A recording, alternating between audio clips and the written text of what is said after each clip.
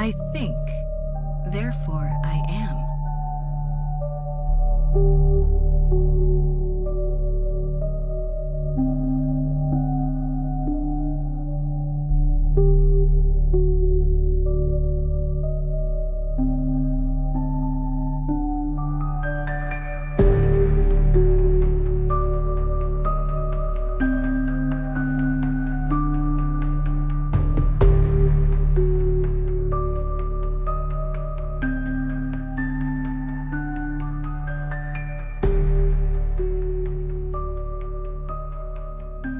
Is my iPhone conscious?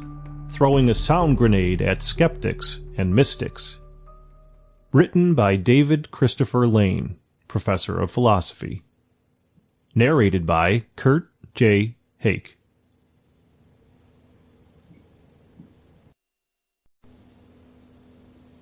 Part 1.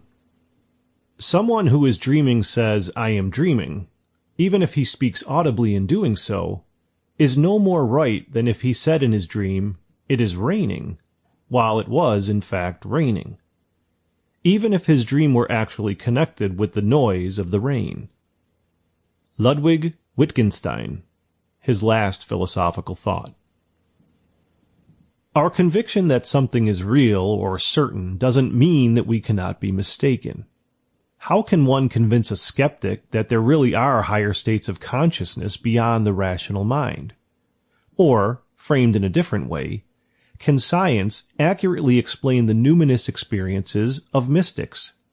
In several previous articles and books, see Exposing Cults When the Skeptical Confronts the Mystical, I have argued that science is indeed sufficient to the task of explaining the paranormal or transcendent.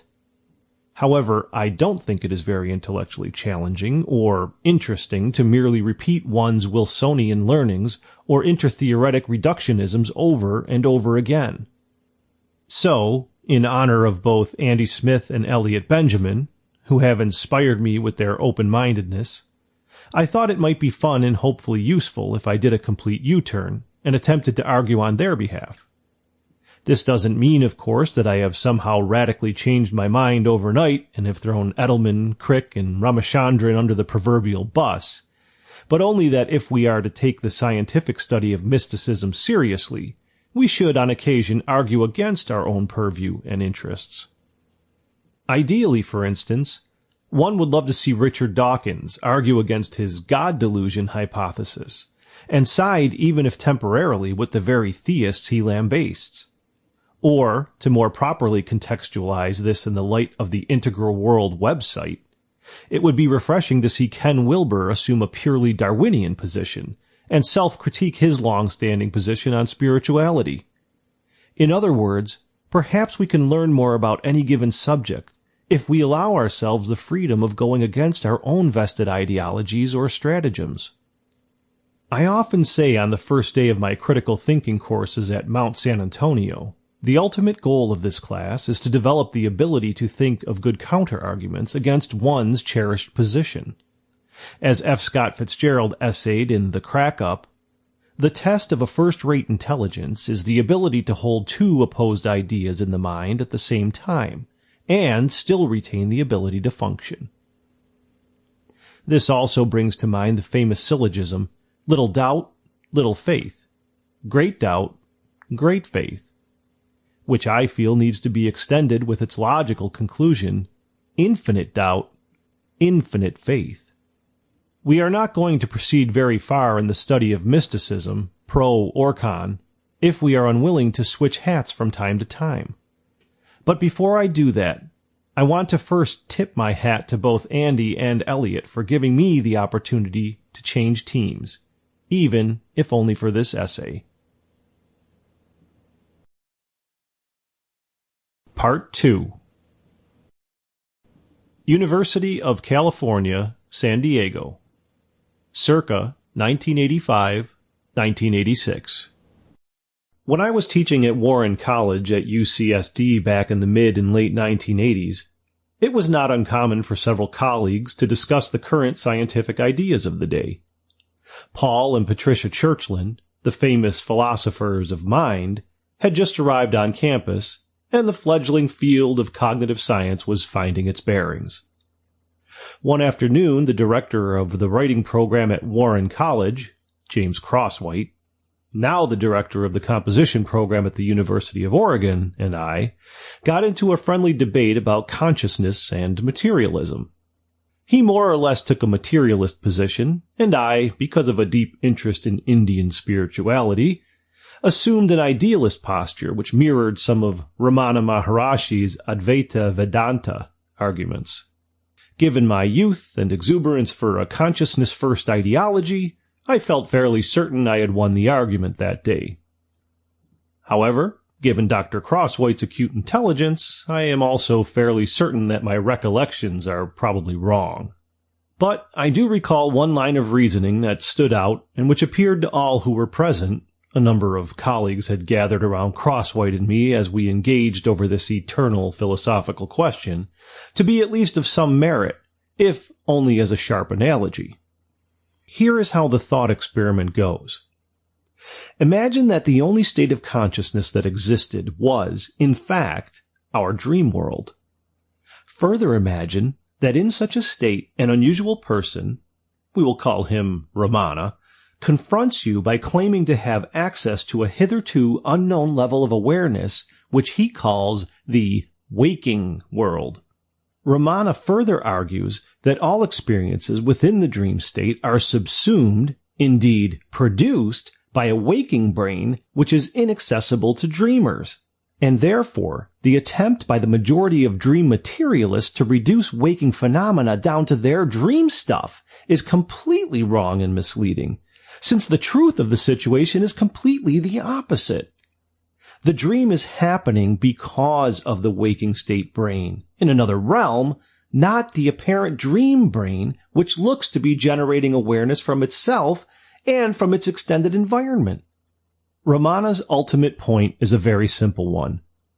While it may seem to be overwhelmingly clear that the dream brain causes the dream world, the fact is that a transcendent state of being is its real cause and origination. What to make of such a claim? If one were grounded in dream stuff methodologies, one might ask for some convincing evidence of such a world. Let's call this thinker Churchland. To which Ramana might reply that it was impossible to actually transport such waking stuff into the dream world, since the very moment one attempts to do so, it instantly transforms into dream material. Churchland, ever the skeptic, might then rejoinder that Ramana's bold claims lack proof and as such warrant no further attention. Or she might argue that Ramana's waking excursions were just modifications of his own dream brain, and that what he thought was higher and transcendent was neither, since his numinous experiences were the result of neural dream discharges within his own dream skull. At this juncture, Ramana may argue that to see the proof of his claim, one must be willing to do a most radical experiment. One must literally die to the dream state in order to properly access the waking state. When that happens, then Churchland will actually have the extraordinary evidence she demands. Of course, Churchland might balk at this suggestion since dream death seems a bit extreme to prove a point. Churchland may persist and query Ramana again and say, "Why can't you produce something in our present state of awareness which would give us confidence that your claims are true?" In addition, is it not possible that you are wrong, Ramana, since your recollection of the waking state must be recalled in and through your present dream brain? How do you possibly know that the dream brain couldn't produce what you wrongly believe is higher? Ramana may then point out that the certainty of any experiment rests upon an uninspected axiom, that the present form of awareness is somehow the best and final arbitrator of all other states of consciousness. Why this is so isn't an ontological fact, and if other superluminal forms of awareness do exist, then exploring them may help us contextualize our present dream state. At this stage, then, Ramana could encourage Churchland to take up the experiment by practicing a method that he himself used. Using one's own self-awareness, ask what is the source of such luminosity. According to Ramana, that very inquiry will lead to a deep questioning of what one takes to be real and permanent, and will eventually become one to emerge into the waking state, which itself is the larger context behind the dream world. In such an awakening, the erstwhile skeptic will immediately discover that dream stuff was not the real cause behind dreaming. Rather, it was a physical brain in a completely different state of awareness. I didn't exactly argue like this with Dr. Crosswhite. Rather, I merely took Ramana's consciousness as first principle and argued accordingly, borrowing and creating thought analogies when appropriate. The gist of my argument was that saying everything was caused by the physical brain may appear to be perfectly sensible in this present waking state awareness, but may in truth be completely wrong, if indeed there were higher states of awareness in which this and other states were subsumed. More precisely, even if a purely materialist position absolutely convinced us that matter, and only matter, gave rise to our self-awareness, we could still be quite mistaken. The dream analogy of Fritz Stahl's 3 ants in a room, or Plato's allegory of the cave, or Edwin Abbott's Flatland, all address, to varying degrees, the idea of a multidimensionality to consciousness. The waking state does indeed seem certain until we fall asleep. Likewise, a lucid dream appears real until we wake up. If that is the case with 2 states, is it really that unreasonable to think of a third or a fourth state that would show the relativity of our present state? I think I was convinced of Ramana's reasoning and the efficacy of the interior search from an early age. I first read Yogananda's autobiography of a yogi when I was 11 years old, and because of that was well acquainted with how certain schools of Indian philosophy might counteract skeptical inquiries. I started practicing yoga and meditation when I was barely 12 years old, so I had some acquaintance with the varying techniques and methods that certain Indian schools advocated. I was also quite familiar with monastic spirituality and Christianity, and Roman Catholicism, especially the more mystical writings of Nicholas of Cusa, St. Teresa of Avila, St. John of the Cross, Richard Rolle, Walter Hilton, and the synonymous author of the Russian classic The Way of a Pilgrim. But arguing with conviction, and I certainly was convinced by my own personal epiphanies, is also a pathway fraught with all sorts of dangers, not the least of which is conflating one's mystical encounters with ultimate truths. This hubris in me became more apparent when I had a prolonged debate via proxy with Patricia Churchland, professor of philosophy at UCSD, and one of the creative architects behind neurophilosophy. Her book of the same title has been seminal in the field. It turned out that one of my students in my Warren College class at UCSD was also taking a course with Patricia Churchland that focused on the neurobiological basis of awareness. Tom Wegener and I had by chance met earlier while surfing a point break in Carlsbad, and we were both pleasantly surprised to meet again in an academic setting. Tom was a philosophy major at the time, and was keenly interested in Churchland's eliminative materialism, whereby old folk psychological tales are replaced by more accurate and robust scientific explanations. Invariably, Tom would walk into my classroom and tell me about the latest insight he learned from Dr. Churchland's brilliant mind. In my arrogance, I would immediately counter her materialism with my more idealistic Ramana musings, trying to convince Tom that even though neurobiology makes eminently good sense, particularly when applied to philosophy, it doesn't mean that consciousness itself can be absolutely reduced to a set of neurons firing. Side note, after graduating from UCSD and then getting his law degree from USD, Tom eventually moved to Australia, where he now builds surfboards out of alea wood like the ancient Hawaiians. Of course, this wasn't precisely what Patricia Churchland was saying, but in my own form of reductionism, it was the easiest way for me to underline what was at stake.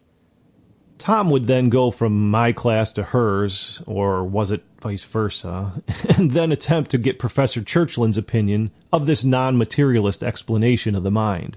Naturally, she didn't buy it for a second, and would rebut my varying points with her usual alacrity. However, her gifted retorts didn't fundamentally change my position, despite the fact that I very deeply admired Patricia and her husband-colleague Paul, who was also a professor in the department. Why was I so hard-headed? Well, I am sure there are several reasons for my stubbornness, ranging from epigenetic recourses to hidden brain lesions. But I think the overriding reason is because I, myself, knew from my own experiences that when one is in a higher state of awareness, it makes the waking state look like a dismal and shadowy dream. It seemed as if neuroscience was merely the logical extension of flatland thinking, of taking the dream brain too seriously and snuffing out the possibility that deep meditation or self-inquiry could actually lead beyond the rational mind into realms thought impossible by physicalist thinking. Of course, a whole host of thinkers have postulated this as well, ranging from early Gnostics to modern-day mathematicians and quantum physicists. This is perhaps one of the reasons why Ken Wilber is so popular among a wide range of readers. He is in a long line of philosophers who have advocated that there is something beyond our five senses, even if what is beyond may be deeply embedded within such material constructs. But one of the great difficulties confronting such perennialist thinking, and this includes even present-day Wilber, even if he intimates otherwise, is that arguing by analogy or by experiential inquiry doesn't easily translate as evidence or proof in the nuts and bolts world of everyday life. Yes, there seems to be little question that amazing states of consciousness exist, and that almost all humans can access such under certain conditions. Even the most skeptical of scientists will concede the plasticity of awareness. But such a phenomenological acceptance doesn't mean that we have agreed upon what these experiences actually mean or portend. The impasse between materialists and mystics isn't over whether UOEs, unified oneness experiences, or NDEs, or OBEs, or any other illuminated E experience exist, but how to best interpret and explain them. In other words, how do we decide or know that consciousness isn't reducible to the known laws of physics and neuroscience? We have already reduced water to its chemical makeup of H2O, and nobody seems too concerned that we have more or less eliminated Neptune as a guiding explanatory principle. One could argue that science is one long, and quite successful, history of what occurs when humans discover a physical explanation for what was otherwise regarded as the province of God or metaphysics. If this has been the case for explaining almost the entire known universe, from electromagnetism to gravity, why shouldn't science also be successful in explaining human awareness? And aren't mystics and spiritualists and religionists too prone to explain their numinous encounters with outdated modes of thinking? As I argued in The Politics of Mysticism, but the argument goes, the devoted mystic will say that his or her experiences are authentic because of the utter certainty of the encounter, and the experiences of others, especially if they belong to a rival group which splintered off after a succession dispute, are misguided, secondary, or illusory. So what we actually have in effect here in terms of truth claims is not essentially different than that of a fundamentalist. The mystic is right by virtue of his/her inner attainment, and everybody else is wrong, no matter how politely we may gloss over it, karma or chance, because he/she happened to get the right guru and the right path, and by right we mean highest. But notice how the mystic is not calling into question or doubt his/her own truth claims.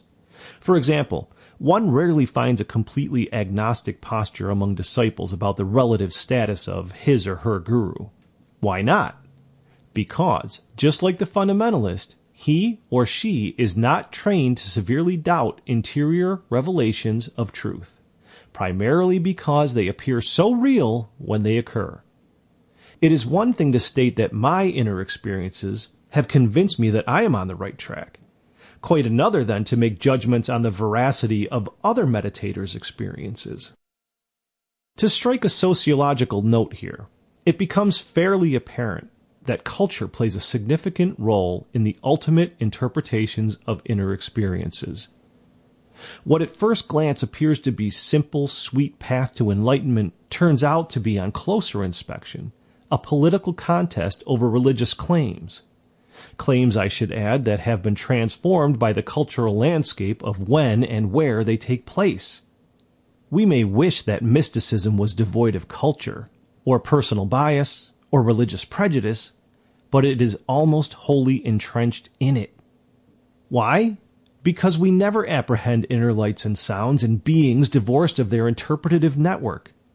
In other words, our socially conditioned minds are always flavoring, always transforming, always contextualizing whatever we perceive, whether those sights be inner or outer.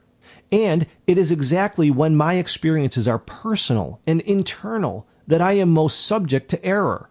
Why? Because we have yet to discern a normative corrective for mystical encounters.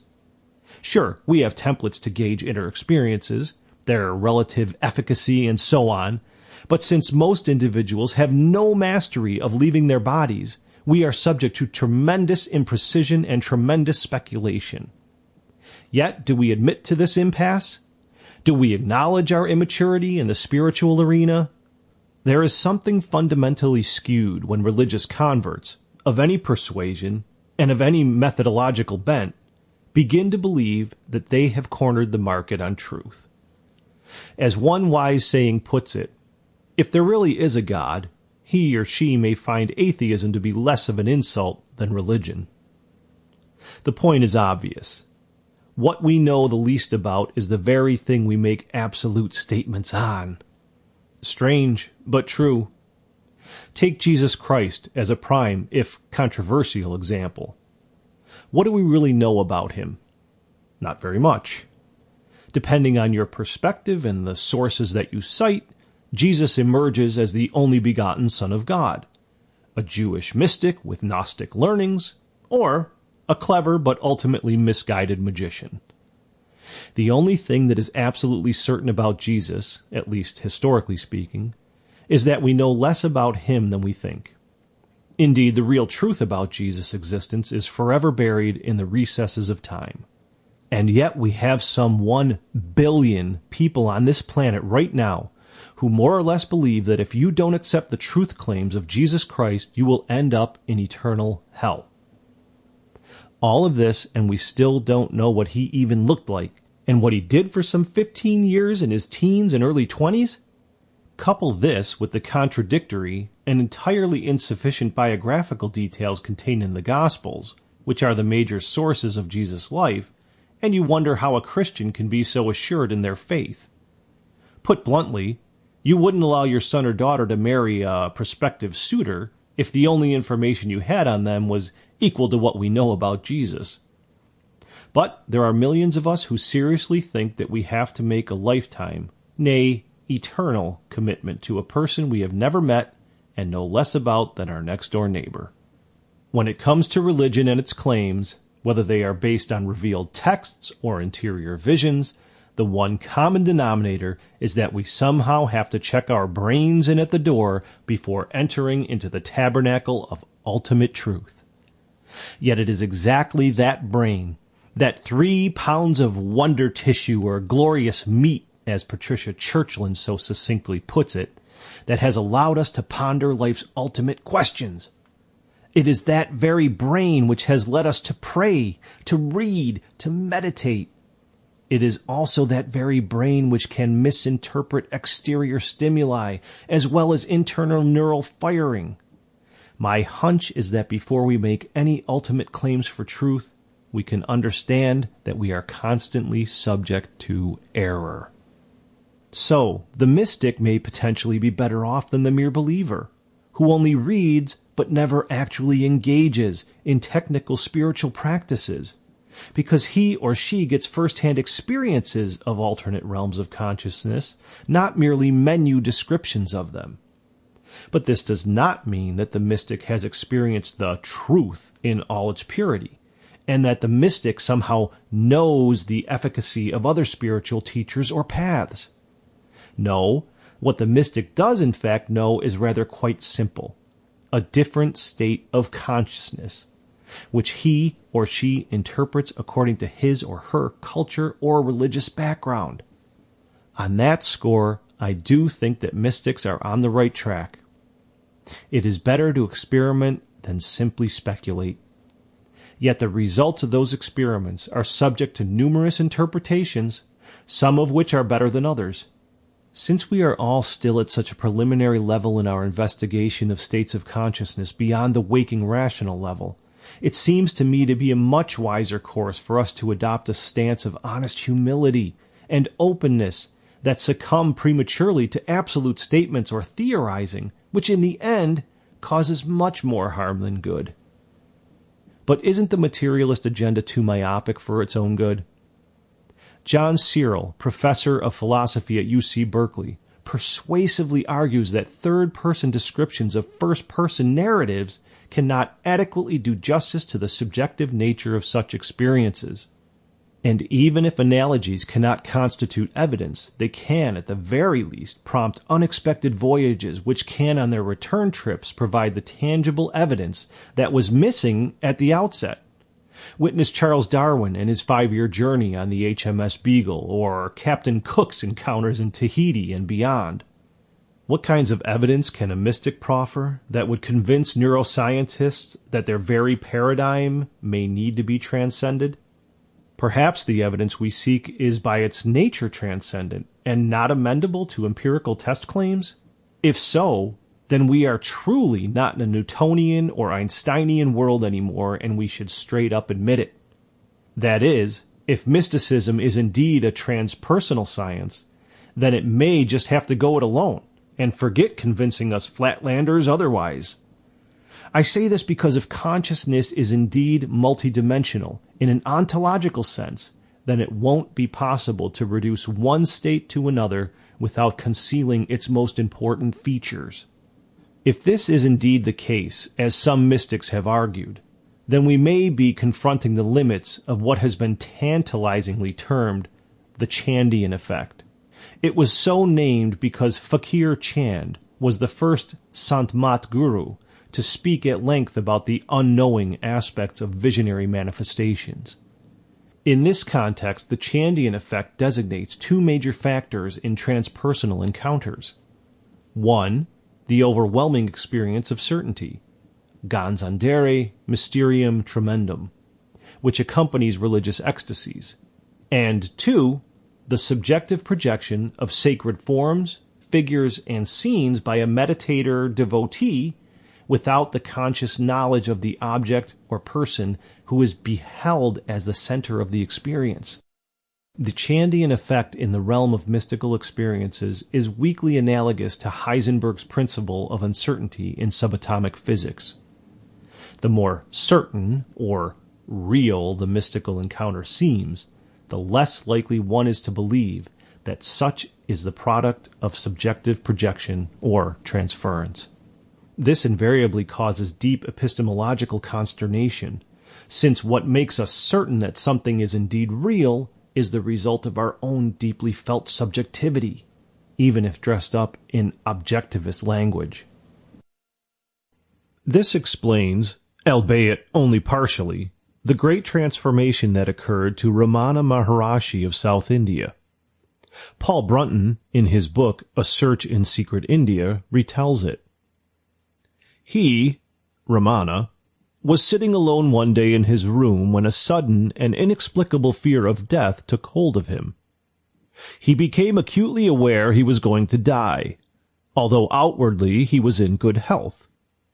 He stretched his body prone upon the floor, fixed his limbs in the rigidity of a corpse, closed his eyes and mouth.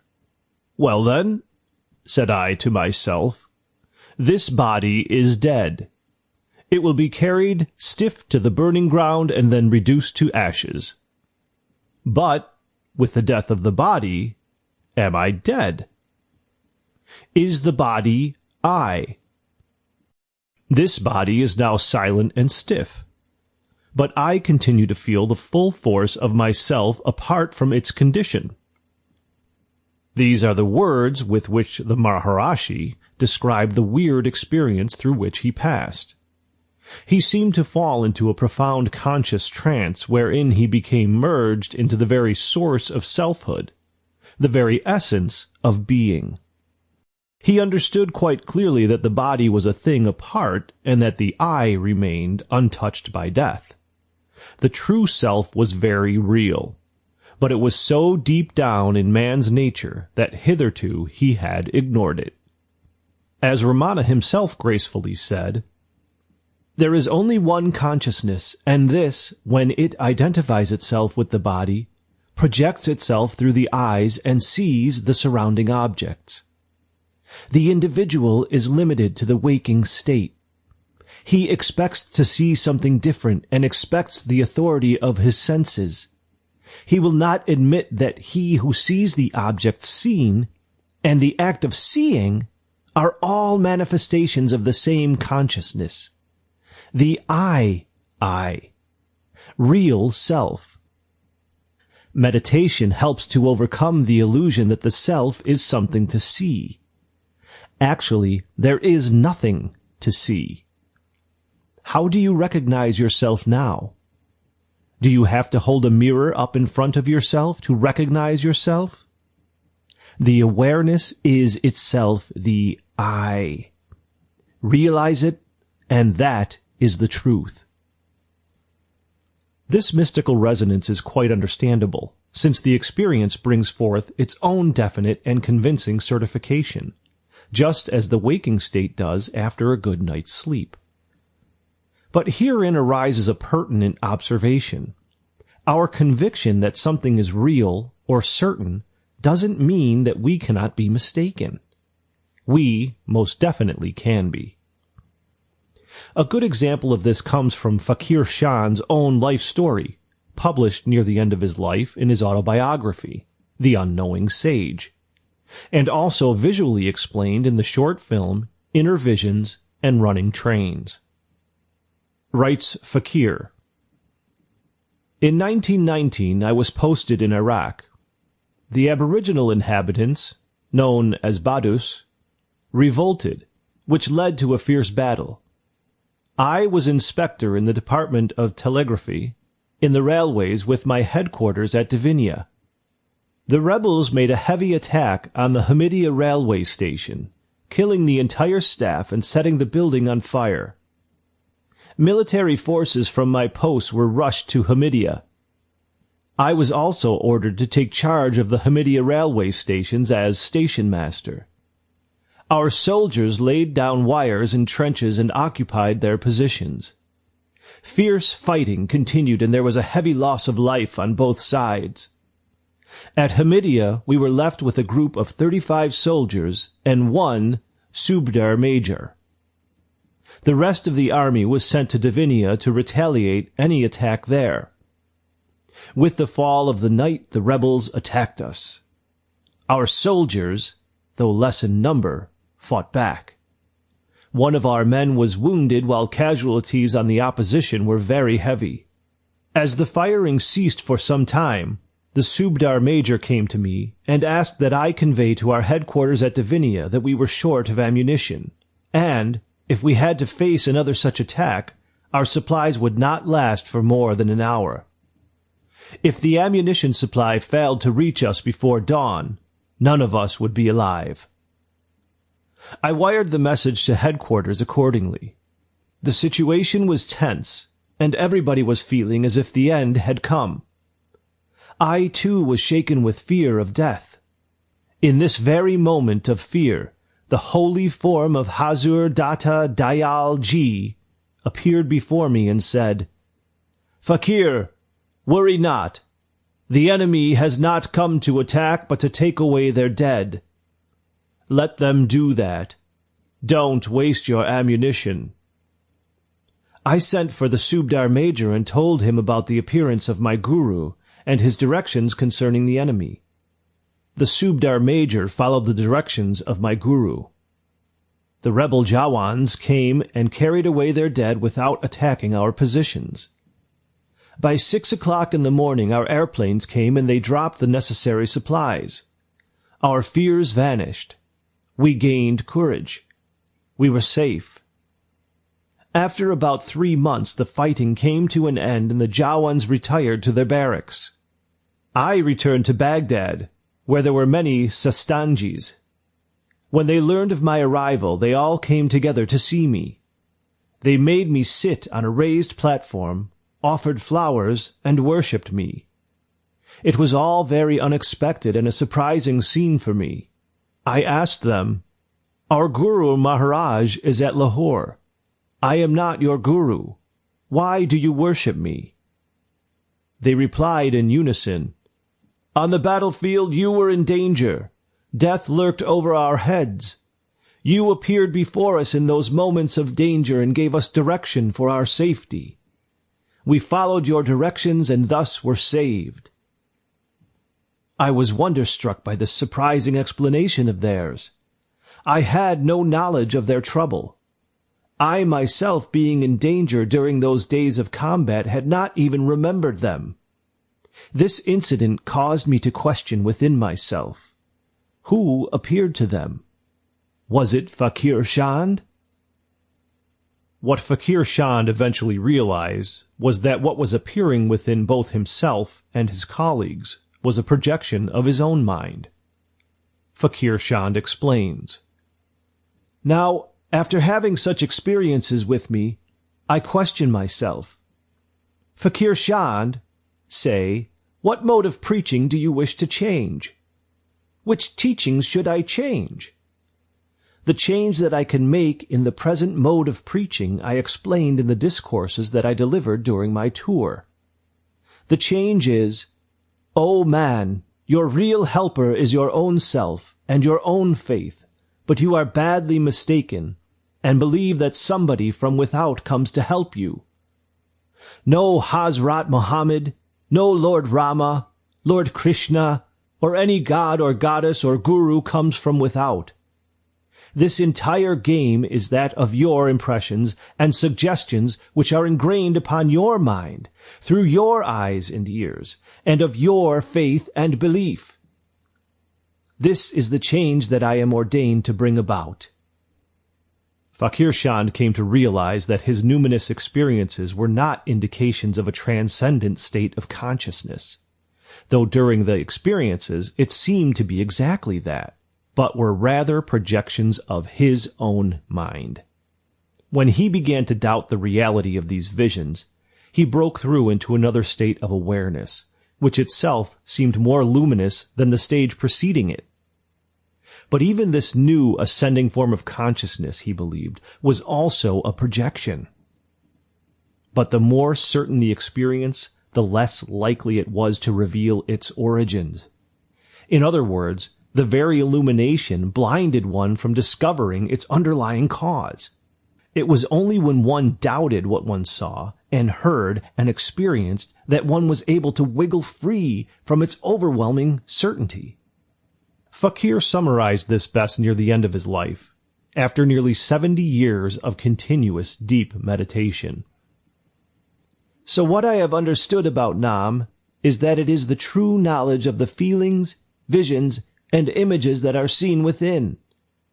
This knowledge is that all the creation of the waking, dreaming, and deep sleep modes of consciousness are nothing but samskaras, impressions which are in truth unreal, that are produced by the mind.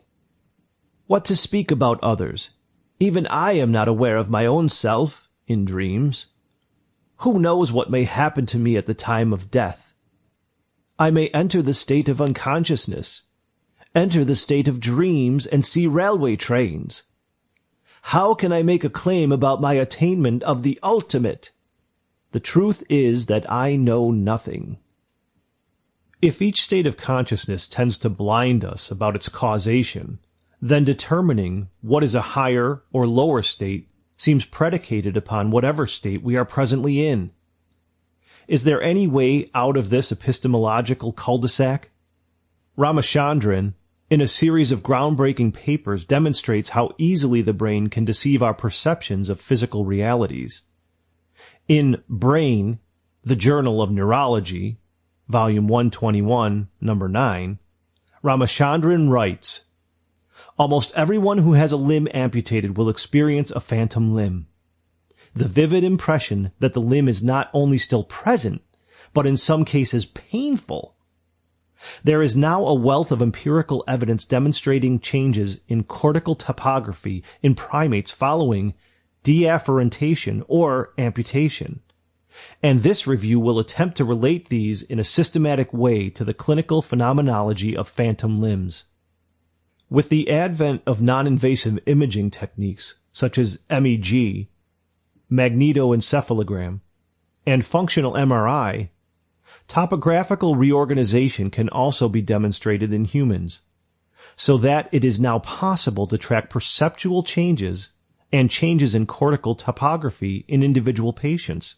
We suggest, therefore, that these patients provide a valuable opportunity not only for exploring neuroplasticity in the adult human brain, but also for understanding the relationship between the activity of sensory neurons and conscious experience.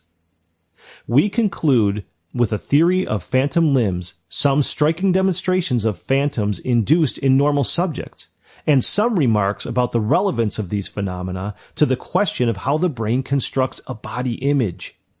If we can automatically be mistaken when it comes to ordinary reality, which we can easily double-check, then it seems we are confronted with much larger issues of literal confusion when it comes to alternative states of consciousness. Of course, Michael Shermer, founder of Skeptic magazine, critiques the natural-supernatural divide from a different angle. "I don't think a union between science and religion is possible for a logical reason. But by the same logic, I conclude that science cannot contradict religion. Here's why. A is A. Reality is real. To attempt to use nature to prove the supernatural is a violation of A is A. It is an attempt to make reality unreal. A cannot also be non-A. Nature cannot also be non-nature. Naturalism cannot also be supernaturalism. In a natural worldview, there is no natural or supernatural.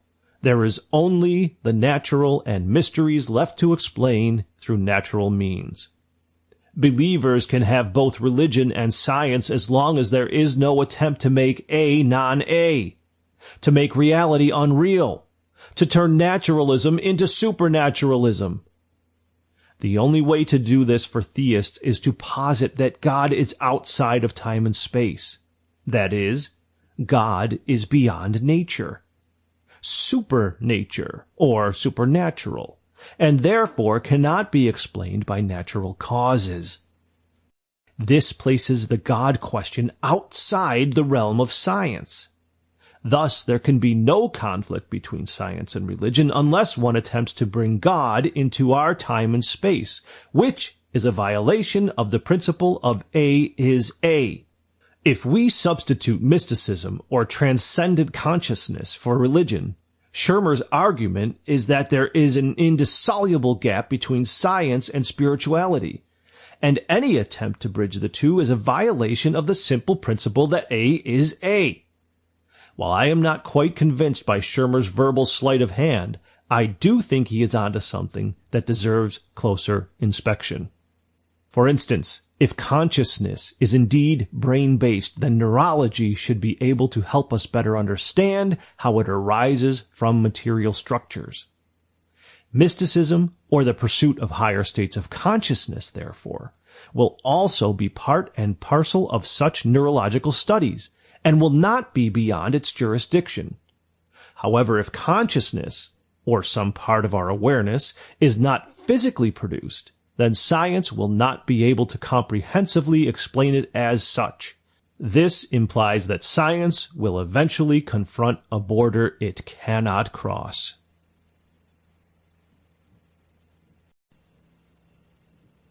Part 3. The sound grenade application on the iPhone. Now scratch out everything I have just written, and let's talk about a new application on the iPhone, called the sound grenade. Okay, before you think I have just forced you into one very strange non sequitur, or what I like to call a hypertext parenthetical, it may well be that the real difficulty in studying consciousness can be easily demonstrated without any words whatsoever. My son Sean downloaded this application that plays, I am told, one very annoying high-pitched sound that can be quite irritating. Some commentators have even mentioned getting sick to their stomachs after hearing it. Well, Sean likes to randomly explode his sound grenade while eating dinner or watching television to both surprise and annoy his younger brother Kelly and his mother, Andrea. However, it never works on me. Why? I cannot hear it. In fact, I hear absolutely nothing when he turns it on. At first, I thought my family was in on some secret joke since I didn't believe that the application was really emitting a sound. Later, when I was convinced that they were not lying, I was a bit wonderstruck. Why do I hear absolutely nothing? So one day, when I was playing frisbee golf, I secretly turned on the application to see if I could annoy my brother Joseph and throw him off as he went for a birdie. Nothing happened.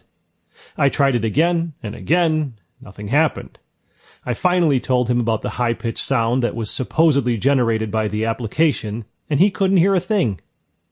In fact, he too didn't believe that the device really emitted a sound, and he proceeded to get a bit irritated with me as he thought I was playing some stupid joke on him. Even to this day, I still don't think he believes that the sound grenade really does work. The other day, I thought I would test the application on my religion and science students at the CSULB. Everyone heard it except me and one other student, who was also flummoxed to be the only one of his colleagues to not hear it. Why do I bring up this apparently silly example?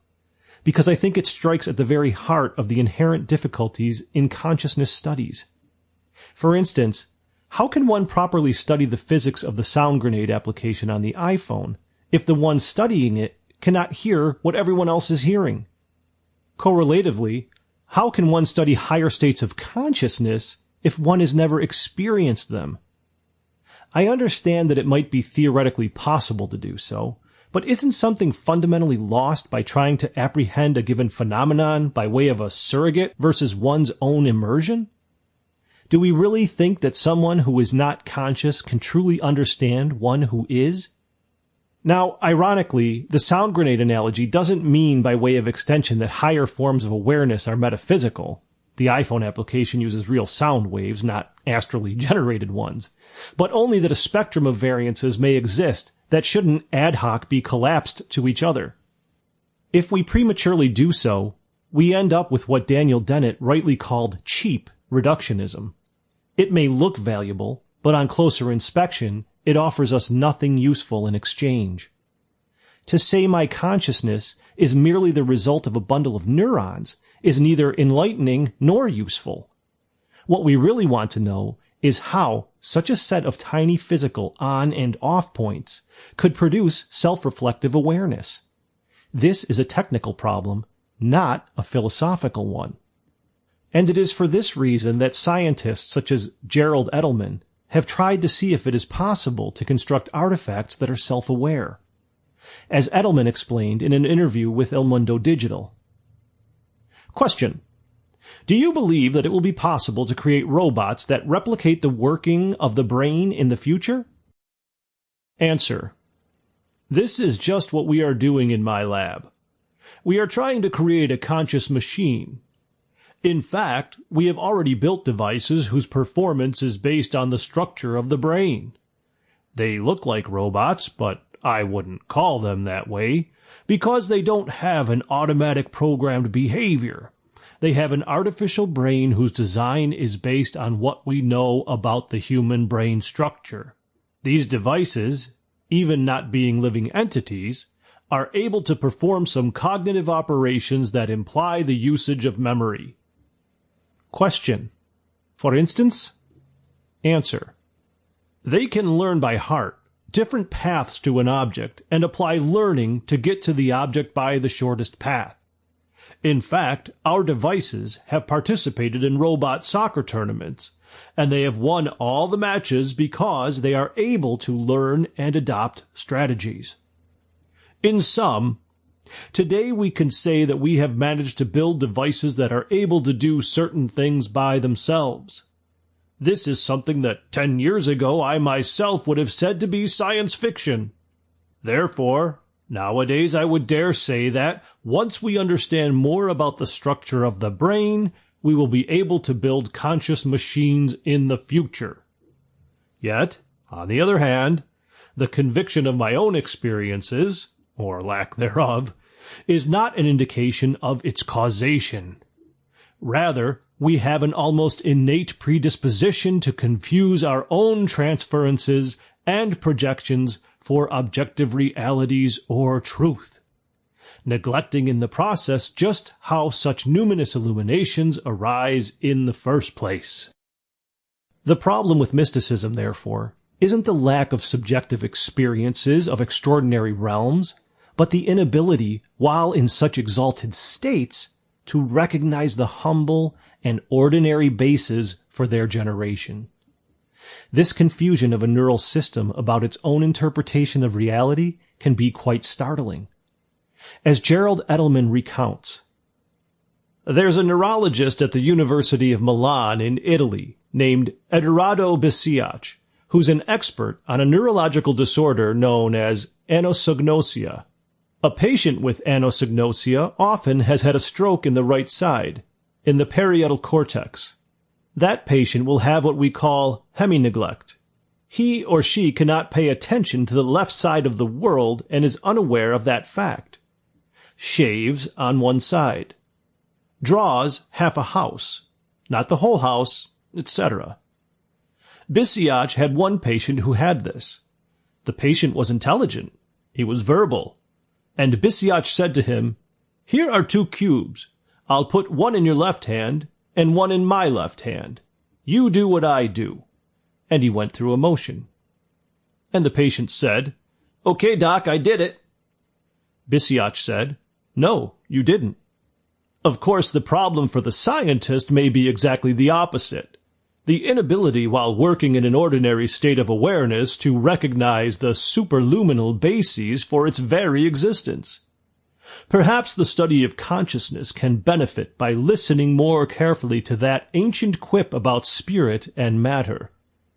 The more I study the mystical, the more physical it becomes, and the more I study the physical, the more mystical it turns out. End quote. But, strange to say, although she had made up her mind not to be influenced by her father's views, not to let him into her inmost sanctuary, she felt that the heavenly image of Madame Stahl, which she had carried for a whole month in her heart, had vanished, never to return, just as the fantastic figure made up of some clothes thrown down at random vanishes when one sees that it is only some garment lying there. All that was left was a woman with short legs, who lay down because she had a bad figure, and worried patient Varenka for not arranging her rug to her liking. And by no effort of imagination could Kitty bring back the former Madame Stahl. Leo Tolstoy, Anna Karenina.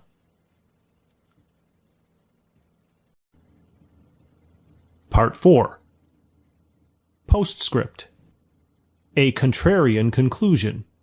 The remainder conjecture.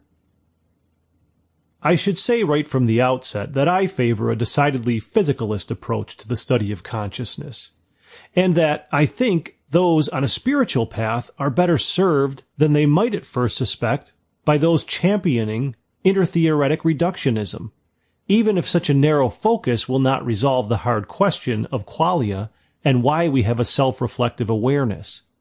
In this regard, I am advocating for what I call the remainder conjecture, which stresses that we exhaust any and all physical explanations first, before succumbing to what Paul Kurtz called the transcendental temptation, where we prematurely jump ship and opt for super-mundane explanations for erstwhile mundane events.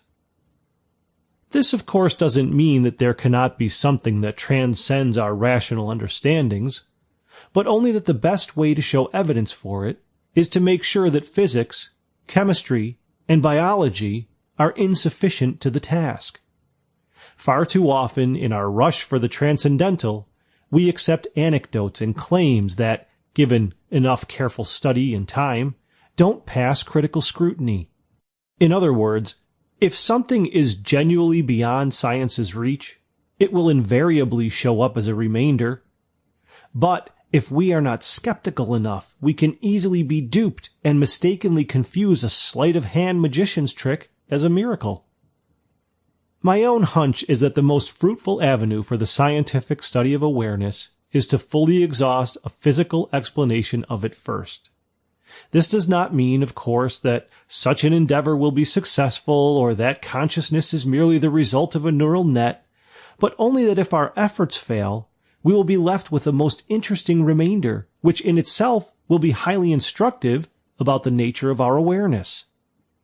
More precisely, unless we fully option a materialist approach, we run the very real risk of prematurely optioning something as spiritual, when, in fact, given better instrumentation and technical prowess, it may well have been the result of subtle neuronal discharges. The good news in advocating this conciliant approach is that if our self-reflective consciousness is ultimately non-physical, then our science will end up driving itself to the very brink of an epistemological cul-de-sac, and in the process reveal that which cannot be explained away. The materialist agenda, I suggest, should be fully embraced by those most engaged in a spiritual quest, since it is, ironically, the surest pathway to discover that which is immune to our rationalist inspections.